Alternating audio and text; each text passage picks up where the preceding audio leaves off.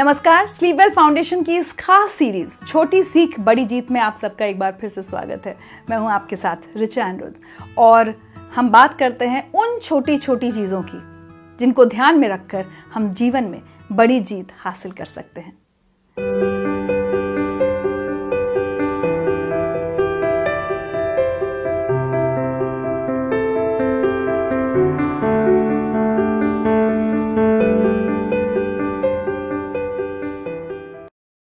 आज हम 3 बहुत इंपॉर्टेंट टॉपिक्स पर बात करेंगे जो हैं प्रॉब्लम सॉल्विंग, डिसीजन मेकिंग और कॉन्फ्लिक्ट मैनेजमेंट। पिछले सेशन में हमने बात की थी कि कैसे अपने जीवन में या अपने काम में हम गोल सेट करें और कैसे एक अच्छी लीडरशिप और टीम वर्क के साथ उस गोल की तरफ आगे बढ़ें। लेकिन जब आगे बढ़ते हैं तो बहुत सारी दिक्कतें, समस्याएं भी सामने आती हैं। उन समस्याओं का समाधान कैसे करना है उस पर आज बात होगी प्रॉब्लम सॉल्विंग में। जब प्रॉब्लम सॉल्विंग की बात होती है तो कई फैसले लेने होते हैं। कई बार वो फैसले कड़े भी हो सकते हैं, किसी को नापसंद भी हो सकते हैं। तो बात होगी डिसीजन मेकिंग की। और अपने गोल की तरफ बढ़ते हुए या वैसे भी जीवन में कभी मतभेद हो जाए, विवाद हो जाए, चाहे अपनी टीम के अंदर या टीम के बाहर, तो उन विवादों को कैसे संभाला जाए, यानी कॉन्फ्लिक्ट मैनेजमेंट। तो बहुत ही इंपॉर्टेंट टॉपिक्स पर आज हम बात करने वाले हैं, लेकिन शुरुआत करते हैं प्रॉब्लम सॉल्विंग से। तो सबसे पहले समझने की कोशिश करते हैं कि समस्या दरअसल होती क्या है। हम सबके जीवन में बहुत सारी प्रॉब्लम्स आती रहती हैं। एक स्थिति जिसमें हम होना चाहते हैं या एक काम जो हम पूरा करना चाहते हैं, और वो स्थिति जिसमें हम हैं या वो काम जो है, उन दोनों के बीच का जो अंतर होता है वही होती है समस्या। क्योंकि हम वहां पहुंच नहीं पा रहे हैं, उस स्थिति में नहीं पहुंच पा रहे हैं, या हमारा काम वहां नहीं पहुंच पा रहा है जहां उन्हें होना चाहिए। और यही तो होती है प्रॉब्लम।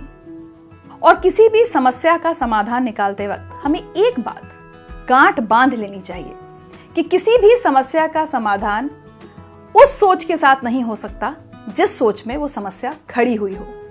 यानी समाधान निकालने के लिए हमें अपनी सोच और अप्रोच दोनों को बदलने की जरूरत होती है।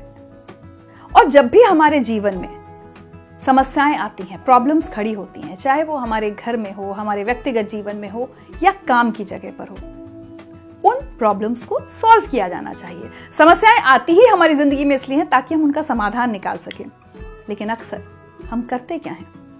हम उन समस्याओं को लेकर रोने बैठ जाते हैं, परेशान होने बैठ जाते हैं, या फिर शिकायत करने बैठ जाते हैं कि ये सारी समस्याएं मेरी ही जिंदगी में क्यों आती हैं। जबकि ये सारे काम करने के बजाय हमें ये सोचना चाहिए कि हमें उस समस्या का समाधान कैसे निकालना है। और कई बार जब हम समाधान नहीं निकाल पाते हैं तो उसकी कुछ खास वजहें होती हैं। कई बार हमारा तरीका या ढंग सही नहीं होता। कई बार हम उस समस्या को उस ढंग से देख ही नहीं पाते या उस नजर से देख ही नहीं पाते जैसे उसे देखना चाहिए। और उस समस्या के इर्द गिर्द बहुत सारी गलतफहमी पैदा कर लेते हैं, मिस इंटरप्रिटेशन जिसको कह सकते हैं, उस प्रॉब्लम को लेकर। यह चीज हमें रोकती है उस समस्या का समाधान निकालने से। और कई बार समाधान निकालने के तरीके या तकनीक की जानकारी ना होने से भी परेशानी खड़ी होती है। चलिए आपको एक कहानी सुनाते हैं जिससे आपको ये समझ में आएगा कि जब कोई समस्या खड़ी होने वाली हो या हो चुकी हो तो हमारी जो प्रतिक्रिया होती है, हमारी जो रिस्पॉन्स होती है, वो कैसे हम अलग अलग लोगों की अलग अलग होती है। और फिर आप तय कीजिए कि कौन सी रिस्पॉन्स सही है और कौन सी गलत। एक तालाब में 3 मछलियां थीं, रिया, चिया और टिया। मस्ती से अपने तालाब में तैरती थीं, घूमती रहती थीं।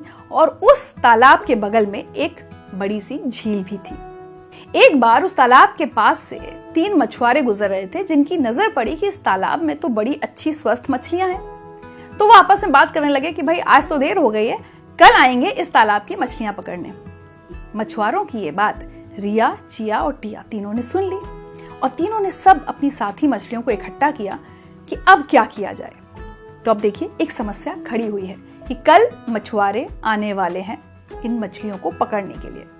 सबसे पहले रिया ने कहा कि इससे पहले कि कल मछुआरे आए, हमें ये तालाब छोड़कर झील की तरफ चले जाना चाहिए ताकि हम वहां सुरक्षित रह सकें। चिया ने कहा, अरे मछुआरों को तो कल आना है ना, जब कल आ जाएंगे तब हम देखेंगे कि क्या करना है। हो सकता है वो आए ही नहीं, तो जब आएंगे तब हम तुरंत फैसला कर लेंगे। टिया ने कहा, अरे इस समस्या को लेकर इतना परेशान क्या होना, जो होना होता है वो तो होता ही है। जब वो मछुआरे आएंगे तब देखेंगे कि क्या करना है।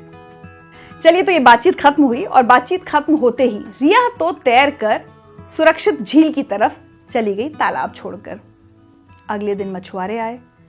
जब मछुआरे आए तो टिया और उसके साथी तैयार बैठे थे कि अगर मछुआरे आएंगे तो हम तुरंत कोई फैसला ले लेंगे। तो जैसे ही उन्होंने देखा कि मछुआरे आ गए हैं, चिया ने अपने साथियों के साथ गहरे पानी में डुबकी लगा दी और वो सब बच गए।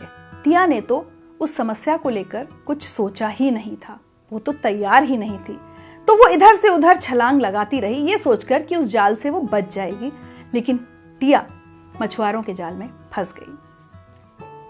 अब इस कहानी से आप लोग खुद सोचिए कि जब कोई समस्या हमारी जिंदगी में खड़ी होने वाली हो या खड़ी हो जाए तो उसके प्रति हमारी प्रतिक्रिया क्या होनी चाहिए। चलिए, तो अब प्रतिक्रियाओं की बात करते हैं। प्रॉब्लम सॉल्विंग में कुछ स्किल्स की बहुत जरूरत होती है। जब समस्या का समाधान निकालना हो तो कुछ चीजें हमें याद रखनी चाहिए। What, why, how, where, who, when, यानी क्या, क्यों और कैसे, और कहां, कौन और कब। चलिए, तो शुरुआत करते हैं व्हाट यानी क्या से। जब भी हमारी जिंदगी में या हमारे काम में कोई प्रॉब्लम खड़ी हो तो हमें ये सोचना चाहिए कि हमें क्या हासिल करना है, हमारा समाधान क्या होगा, हमारे पास तथ्य क्या क्या हैं, फैक्ट्स क्या क्या हैं और क्या समाधान हमें निकालना है। उसके बाद आता है व्हाई यानी क्यों। तो हमें दो बातें समझनी होगी कि वो समस्या खड़ी क्यों हुई और हमें उसका समाधान निकालना क्यों जरूरी है। अब बात होती है हाउ यानी कैसे की। तो हम उस समस्या का समाधान कैसे निकालेंगे। चलिए, अब बात करते हैं वेयर यानी कहां की। तो किसी भी काम में जब समस्या आती है तो सबसे पहले समझना होगा कि वो समस्या शुरू कहां पर हुई थी और किस काम पर उसने सबसे पहले असर डाला है। अब बारी है हु यानी कौन की। तो जब समस्या खड़ी होती है तो उसके लिए जिम्मेदार कौन है, उसका सबसे ज्यादा असर किस पर पड़ रहा है और किसको तुरंत उस समस्या के बारे में बताया जाना जरूरी है। आखिर में व्हेन यानी कब। तो समस्या शुरू कब हुई और कब तक हमें इसका समाधान निकाल लेना चाहिए। तो ये सारी चीजें अगर हम ध्यान में रखें तो किसी भी समस्या का समाधान निकालना हमारे लिए आसान हो सकता है। चलिए, प्रॉब्लम सॉल्विंग यानी समस्या का समाधान निकालने के बाद अब हम बात करते हैं डिसीजन मेकिंग की, यानी फैसले लेने की, क्योंकि फैसले लेकर ही हम समस्या का समाधान निकालते हैं। डिसीजन मेकिंग दरअसल होती क्या है? डिसीजन मेकिंग का मतलब है कि आपको कोई काम करना है और आपके पास 3-4 विकल्प हैं और उनमें से कोई एक विकल्प आपको चुनना है, या फिर कोई समस्या है जिसका समाधान 3-4 तरह से निकल सकता है। तो आप तय करेंगे, आप ये फैसला करेंगे कि किस रास्ते पर चलकर आपको समाधान निकालना है। इसे कहते हैं डिसीजन मेकिंग। तो जैसा हमने प्रॉब्लम सॉल्विंग में भी कहा था, जब भी किसी स्थिति में हमें कोई फैसला लेना हो तो who, what, where, when, how, why, इन सब बातों का हमें ध्यान हमेशा रखना चाहिए। इन सब बातों को अच्छी तरह से टटोल कर ही कोई फैसला लेना चाहिए ताकि उस फैसले में सबका फायदा हो। तो ये दरअसल होगा क्या? तो चलिए स्टेप्स में समझने की कोशिश करते हैं। सबसे पहले जो प्रॉब्लम है उसको समझिए, आइडेंटिफाई द प्रॉब्लम कि दरअसल समस्या है क्या। उसके बाद सोचिए कि विकल्प क्या क्या हैं, उस समस्या का समाधान निकालने के लिए आपके पास चॉइसेस क्या क्या हैं। अब हर विकल्प से जुड़ी हुई जरूरी जानकारी हासिल कीजिए ताकि किसी विकल्प को चुनने के बाद आप उसमें अटक ना जाएं या फंस ना जाएं। उसके बाद हर विकल्प से जुड़े हुए नतीजों यानी कॉन्सिक्वेंसेस पर विचार कीजिए कि अगर मैंने इस ढंग से ये काम किया तो इसका नतीजा ये हो सकता है, अगर मैंने ये रास्ता पकड़ा तो इसका नतीजा ये हो सकता है। सारे कॉन्सिक्वेंसेस आपके सामने साफ होने चाहिए। उसके बाद आप अपना फैसला लीजिए और उसको ठीक तरह से इवैल्यूएट कीजिए, यानी उसके हर पहलू पर सोच विचार कर लीजिए। किसी भी फैसले को लेते समय कई बार हमारा आत्मविश्वास थोड़ा सा डगमगा जाता है, और खासकर अगर वो फैसला बहुत गंभीर मसले पर लेना हो या उससे बहुत सारे लोगों की जिंदगी जुड़ी हुई हो तो हम डर जाते हैं। कोई भी फैसला लेते वक्त अपने आप से कहते रहिए कि मैं कर सकता हूं या कर सकती हूं, मैं ये करके दिखाऊंगा या दिखाऊंगी, ये काम तो होकर रहेगा। जब आप इस तरह से अपने आप को पॉजिटिव यानी सकारात्मक संदेश देते रहते हैं तो निश्चित ही आपका काम सही ढंग से पूरा होता है और आपका फैसला भी सही साबित होता है। जब आप अपने फैसले के कॉन्सिक्वेंसेस यानी नतीजों पर विचार कर रहे हो तो एक लिस्ट जरूर बनाएं कि जब आप कोई फैसला लेंगे तो उससे अच्छी चीजें ये होंगी और ये खराब चीजें भी हो सकती हैं, या फायदे ये होंगे तो ये नुकसान भी हो सकते हैं। जब आप ऐसी लिस्ट बनाएंगे तो आपको साफ ढंग से दिखाई देगा कि आपको कौन सा विकल्प चुनना सही रहेगा। अब जब हम बात कर रहे हैं डिसीजन मेकिंग की, तो डिसीजन मेकिंग भी कई तरह की हो सकती है, अर्जेंट या इंपॉर्टेंट। कई बार कोई फैसला तुरंत लेने की जरूरत होती है और कई बार कोई फैसला जरूरी होता है लेकिन तुरंत लेने की जरूरत नहीं होती। इंडिविजुअल वर्सेस ग्रुप, कई बार वो फैसला किसी एक व्यक्ति से जुड़ा हुआ होता है या फिर एक पूरे समूह से या एक टीम से जुड़ा हुआ होता है। कई बार वो फैसला एक पूरी संस्था या संगठन से जुड़ा होता है और कई बार वो व्यक्तिगत रूप से हमसे जुड़ा होता है। कुछ फैसले हमारे रोज की दिनचर्या का हिस्सा होते हैं यानी रूटीन होते हैं कि हम ये फैसला करें कि आज किस रंग के कपड़े पहनने हैं या खाना क्या खाना है।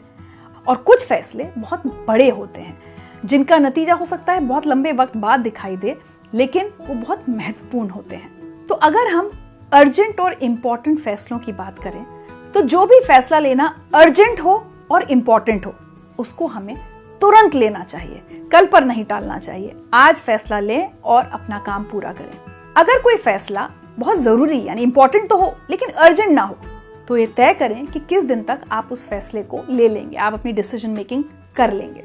अगर कोई फैसला लेना बहुत अर्जेंट तो हो लेकिन उतना जरूरी ना हो तो ये काम आप किसी और पर भी सौंप सकते हैं, ऑफिस में अपने किसी जूनियर टीम मेंबर को या घर में भी किसी दूसरे सदस्य को, कि वो ये फैसला ले लें क्योंकि बहुत जरूरी नहीं है।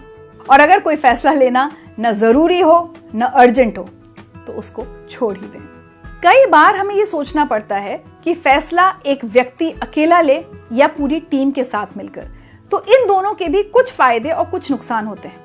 अगर एक व्यक्ति को अकेले फैसला लेना हो, मान लीजिए वो एक टीम का बॉस है, एक लीडर है और उसको फैसला लेना हो, तो वो फैसला बहुत जल्दी ले लेगा। उस फैसले को लेने के लिए उसको कोई मीटिंग्स नहीं बुलानी पड़ेंगी, दूसरे लोगों का समय खर्च नहीं करना पड़ेगा। उस फैसले को लेने में ज्यादा डिस्कशंस, विचार विमर्श भी नहीं होंगे। इसमें जिम्मेदारी और जवाबदेही उस एक व्यक्ति की होगी जो ये फैसला लेगा।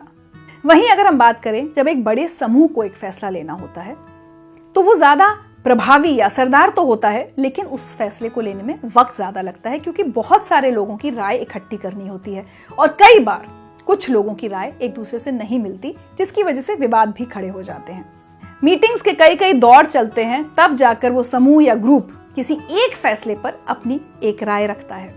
लेकिन समूह के साथ फैसला लेने में एक फायदा होता है कि आपको बहुत अलग अलग ढंग के विचारों को सुनने का मौका मिलता है जो शायद एक अकेला व्यक्ति ना सोच पाए। और इसीलिए एक ग्रुप द्वारा लिए गए जो फैसले होते हैं उनकी क्वालिटी या उनका स्तर बेहतर होता है। एक बात आप हमेशा ध्यान रखिए, जब भी हम कोई फैसला लेते हैं या कोई भी व्यक्ति कोई फैसला लेता है तो वो यूं ही नहीं लेता, उस फैसले पर कई सारे फैक्टर्स का प्रभाव होता है। सबसे पहले व्यक्तिगत यानी उस व्यक्ति की अपनी राय, समस्या को लेकर भी और समाधान को लेकर भी। उसके बाद आते हैं सोशल फैक्टर्स कि हमारे आसपास हालात कैसे हैं, हमारे आसपास के लोगों की सोच कैसी है, वो सब भी हम पर बहुत गहरा प्रभाव डालते हैं। समाज के साथ साथ हमारी संस्कृति और संस्कारों का भी हमारे डिसीजन मेकिंग पर एक बहुत गहरा असर होता है।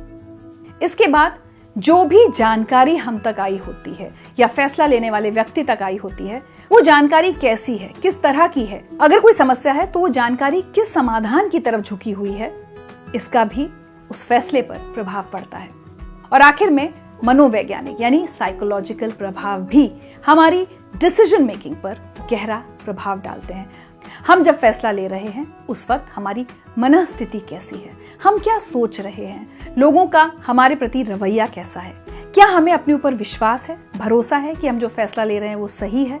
ऐसे बहुत सारे फैक्टर्स हमारे फैसले पर असर डालते हैं। इसीलिए इन सारे फैक्टर्स को, सारी बातों को ध्यान में रखते हुए अगर हम सारी बातों का एक निचोड़ निकालें तो किसी भी फैसले को लेते समय सबसे पहले एक सकारात्मक माहौल बनाना बहुत जरूरी है। अपने आसपास के लोगों से बात करना बहुत जरूरी है और सबकी राय को सुनकर फैसला लेना अच्छा होता है। कोई भी समस्या हो या स्थिति हो तो उसकी जांच पड़ताल एकदम गहराई तक जाकर करनी चाहिए, ताकि उस समस्या से जुड़ा हुआ या उस स्थिति से जुड़ा हुआ कोई भी पहलू हमसे नजरअंदाज ना हो जाए, हमसे छूट ना जाए। और जैसा मैंने पहले भी कहा था कि समस्या का समाधान ढूंढने के लिए हमारे पास विकल्प बहुत सारे होते हैं, तो हमेशा हम ये सोचें कि हम सबसे अच्छा विकल्प ही चुनेंगे, उस पर कोई कॉम्प्रोमाइज ना करें। जब भी कोई समस्या हमारे सामने खड़ी हो और कोई फैसला लेना हो, तो हम एक प्लान बनाएं जिसका मूल्यांकन हम एकदम सही ढंग से करें। जैसा मैंने पहले भी कहा था कि हम जो भी फैसला लेंगे उसके फायदे क्या होंगे, उसके नुकसान क्या होंगे। और जब हम कोई फैसला लें तो अपनी टीम के लोगों से, अपने आसपास के लोगों से उसके बारे में संवाद, विचार विमर्श जरूर करें, और जो सबकी राय हो उसके हिसाब से ही आगे बढ़ें। यही होता है सबसे अच्छे ढंग से और प्रभावशाली ढंग से फैसला लेना। चलिए, तो प्रॉब्लम सॉल्विंग और डिसीजन मेकिंग के बाद बात करते हैं कॉन्फ्लिक्ट मैनेजमेंट की। एक समस्या का समाधान निकालना है, उसके लिए एक फैसला लिया जाना है, लेकिन इस सब के बीच कई बार खड़ा हो जाता है एक विवाद। लोगों के बीच हो जाते हैं मतभेद, जिनको सुलझाया जाना बहुत जरूरी है, और इसी को कहते हैं कॉन्फ्लिक्ट मैनेजमेंट।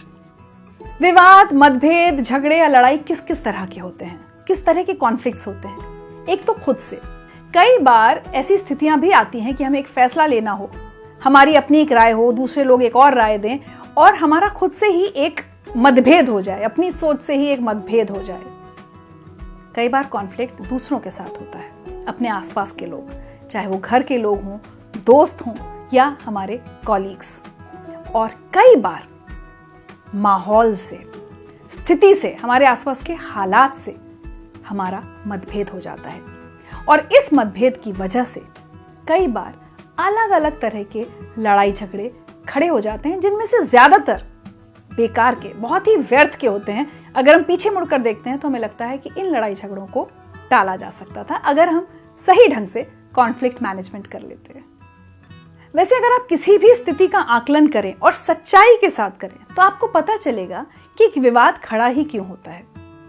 अक्सर एक विवाद के खड़ा होने की वजह होती है जो भी लोग उसमें इन्वॉल्व होते हैं, उनका रवैया या उनका घमंड, अहंकार कह सकते हैं। आपस में संवाद ना होना, ठीक तरह से बातचीत ना होना।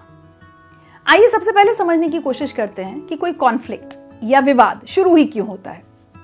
जब हमारा रवैया, हमारा एटीट्यूड, जो कि सकारात्मक हो सकता है, उसके बजाय हम एक एरोगेंट, एक अहंकार भरा रवैया अपना लेते हैं, तब एक विवाद खड़ा हो जाता है। जब हम किसी भी विषय पर या समस्या पर मिलकर सोचने समझने के बजाय, रीजनिंग करने के बजाय उसको लेकर बहस करने लगते हैं, तब एक विवाद खड़ा हो जाता है। जब हम किसी स्थिति को प्यार से मना करने के बजाय साफ साफ मना कर देते हैं, तब विवाद खड़े होने की बहुत चांसेस होती हैं। और आखिर में जो भी लोग किसी भी विचार विमर्श या चर्चा में इन्वॉल्व हैं, उनके बीच सही ढंग से अगर संवाद ना हो, विचार विमर्श ना हो, तो भी विवाद खड़े हो जाते हैं। और इसीलिए हर व्यक्ति को समझा बुझाकर एक ऐसे नतीजे पर पहुंचना कि हर एक को लगे कि उस फैसले से उसकी जीत हुई है, इसी को कहते हैं कॉन्फ्लिक्ट मैनेजमेंट, यानी विवादों का निपटारा। और इससे फायदा यह होता है कि जो भी विवाद होते हैं उनका सही ढंग से निपटारा हो जाता है। जो भी लोग उसमें होते हैं वो खुश होते हैं, उन्हें लगता है कि उनके साथ न्याय हुआ है, और कोई भी रिश्ते खराब नहीं होते, चाहे घर में अपने परिवार के लोगों के साथ या ऑफिस में अपने सहकर्मियों के साथ। और सच्चाई तो यह है कि कॉन्फ्लिक्ट मैनेजमेंट के लिए, किसी भी विवाद को खत्म करने के लिए जो निगोशिएशंस होते हैं, जो बातचीत होती है, वो हम हर दिन अपने बहुत सारे कामों में करते हैं। लेकिन उस निगोशिएशन का अगर हमें सही ढंग आ जाए, तरीका आ जाए, तो हम बहुत सारे विवादों को खड़ा होने से पहले ही रोक सकते हैं। आप अगर अपने आसपास ही नजर डालें तो बच्चे अपने माता पिता से निगोशिएट करते हैं अगर उन्हें कोई चीज चाहिए, और माता पिता अपनी बात कहते हैं अगर वो चीज उन्हें नहीं दिलाना चाहते। पति पत्नी आपस में हर वक्त निगोशिएट करते हैं अपनी अपनी मांगों को लेकर। ऑफिस में टीम लीडर अपनी टीम से निगोशिएट करता है और टीम अपने टीम लीडर से, अपनी अपनी मांगों को लेकर, अपनी अपनी एक्सपेक्टेशंस को लेकर, उम्मीदों को लेकर। कोई भी सर्विस प्रोवाइडर अपने क्लाइंट्स के साथ या अपने कस्टमर्स के साथ निगोशिएट करता है और उसी ढंग से क्लाइंट्स और कस्टमर्स भी सर्विस प्रोवाइडर से सबसे अच्छी सर्विस सबसे कम दामों पर लेने के लिए निगोशिएट करते हैं। तो निगोशिएशंस हमारे हर दिन का हिस्सा हैं और उन्हीं निगोशिएशन से, उसी बातचीत से हम विवादों का समाधान भी निकालते हैं या विवादों से बचते भी हैं। तो आइए ये समझने की कोशिश करते हैं कि किसी भी समस्या की स्थिति में बहस या लड़ाई करने के बजाय निगोशिएशन या बातचीत क्यों करनी चाहिए, इसके क्या फायदे होते हैं। सबसे बड़ा फायदा होता है कि हम अपनी बात या अपना पक्ष सामने वाले तक पहुंचा पाते हैं। लड़ाई करने से ऐसा नहीं हो पाता क्योंकि दोनों लोग गुस्से में आ जाते हैं, फिर कोई किसी की बात सुनना नहीं चाहता। और जब निगोशिएट करते हैं, बातचीत करते हैं, तो एक ना एक पॉइंट ऐसा आता है जिस पर सभी पार्टीज या सभी पक्ष एक मत हो जाते हैं, एक फैसले पर उन सबकी सहमति बन जाती है। तो किसी भी विवाद को सुलझाने का सबसे अच्छा तरीका है निगोशिएशन या बातचीत। और जब हम किसी से भी निगोशिएट करने जाएं, यानी अपनी बात उन तक पहुंचाने जाएं, तो कुछ खास गलतियों से बचना चाहिए। सबसे पहली गलती हम ना करें वो ये है कि हमारी तैयारी ठीक से ना हो, क्योंकि जब भी हम किसी से निगोशिएट करने जाते हैं हमें याद रखना होगा कि सामने वाला पूरी तैयारी के साथ आया होगा। वो अपने तर्क देगा अपनी बात को सही साबित करने के लिए, तो उनका जवाब देने के लिए हमारी भी तैयारी इतनी अच्छी हो कि हम उन सभी बातों का जवाब दे पाएं। कई बार कुछ लोग निगोशिएट करते वक्त दूसरे को डराने धमकाने की कोशिश करने लगते हैं, एक बहुत ही नकारात्मक सा रवैया अपना लेते हैं। ये चीज अच्छी नहीं है और ये किसी भी निगोशिएशन को खराब करती है। ऐसी ही कुछ गलतियां जो हम करते हैं जिनकी वजह से एक निगोशिएशन या बातचीत खराब हो सकती है, वो है कि अगर हमें बहुत जल्दी गुस्सा आ जाए या हम इम्पेशेंट हो जाएं, अपना धैर्य खोने लगें, या हम बहुत ज्यादा बोलने लगे या बहुत कम बात करें, या अपनी बॉडी लैंग्वेज से सामने वाले को दिखाने की कोशिश करें कि हमें इस निगोशिएशन में कोई इंटरेस्ट नहीं है, इस बातचीत में हमें कोई दिलचस्पी नहीं है। और साथ ही दूसरे को समझाने के बजाय हम लगातार बहस करते रहें। तो ऐसी कुछ गलतियां किसी भी निगोशिएशन को, किसी भी बातचीत को खराब कर सकती हैं। तो जब आप किसी भी बातचीत के लिए, निगोशिएशन के लिए जाएं और जब आप ये उम्मीद कर रहे हो कि आपकी बात सामने वाले को समझ में आए, तो इन गलतियों से जरूर बचें। और इसी के उलट जो अच्छी निगोशिएशन स्किल्स होती हैं वो क्या होती हैं?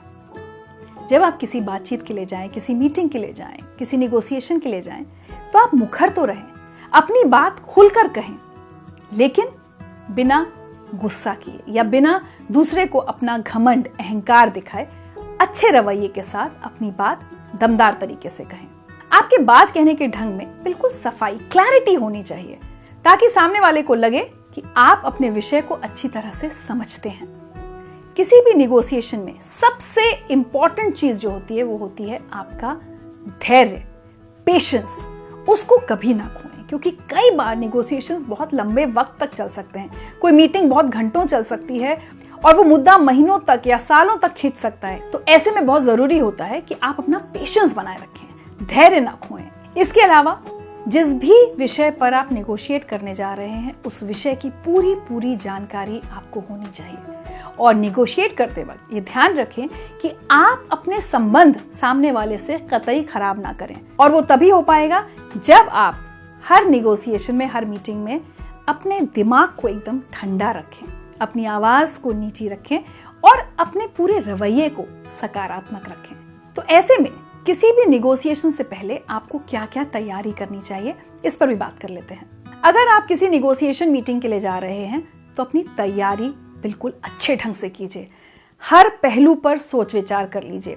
ये सोचिए कि सामने वाला क्या कहेगा तो आप उसका क्या जवाब देंगे, फिर उसका क्या जवाब होगा। इस तरह से कई सारी बातें दिमाग में सोच कर चलिए। और ऐसे में बहुत फायदा होता है अगर आप सामने वाले के पहलू को भी ध्यान में रख कर चलें।